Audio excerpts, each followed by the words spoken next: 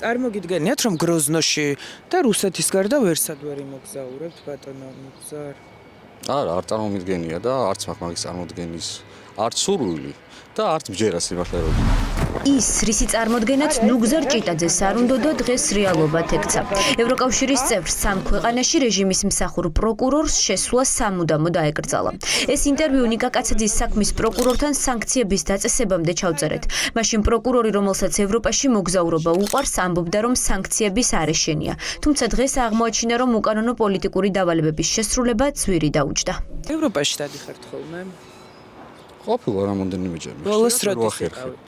წინა წელს. სანქციების არ მეშინია. არ მეშინია ზოგადად, რატომ მეშინოდეს, როცა მართალი ხარ, როცა მტკიცებულებზე დაღრტნობით გამოგაქვს დადგენილება პირის ბრალდების შესახებ და შეიძლება ვიღაცა უბრალოდ შანტაჟისთვის იყენებდეს. საქმის გამყალბებელ პროკურორთა სიაში მოხვდა როინ ხინთიბიძეც. ისიც დღეს დაასანქცირეს.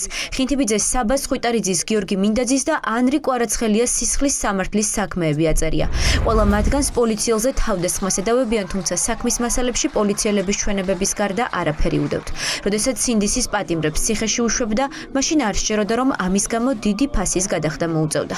ევროპაში სეირნობა. ინტერვიუსთვის მნიშვნელობა არ აქვს ამას. ველოდებით თუ არა რომ არ ველოდები. სანქცირებულთა სიაში აღმოჩნდა. არ ველოდები, იმიტომ რომ ამ საქმეში არც ერთი გაყალბებული მტკიცებულება არ არსებობს. წარმოგიდგენიათ ახლა მხოლოდ გროზნოში და რუსეთში რომ რუსეთში ჩასვლას არ ვაპირებ. არაპირებთ რუსეთში. არასდროს. არც ყოფილი. არა.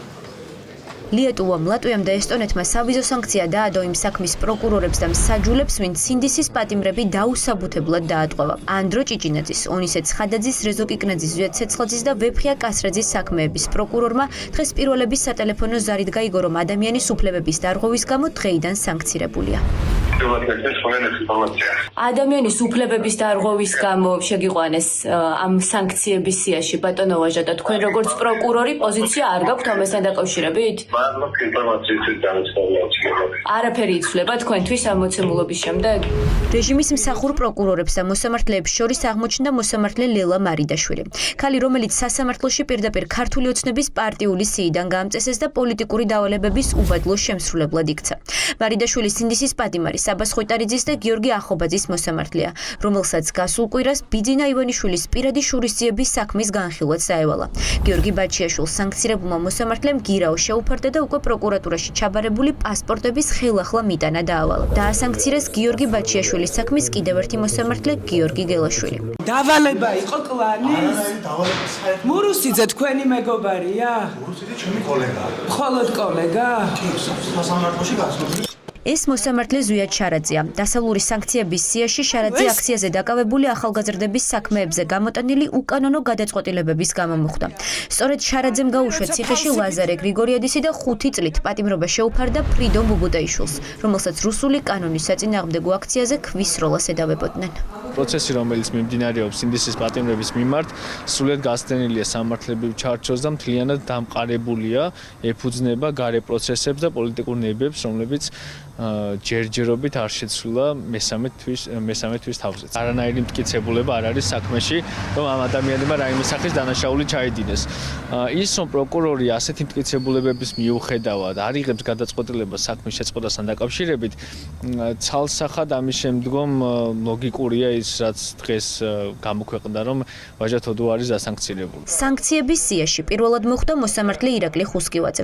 ეს ის მსაჯულია, რომელმაც 8 პატიმრის საქმე იმდენად მცირე დარბაზში განიხილა, რომ ხალხი უხაერობისგან ცუდად გახდა.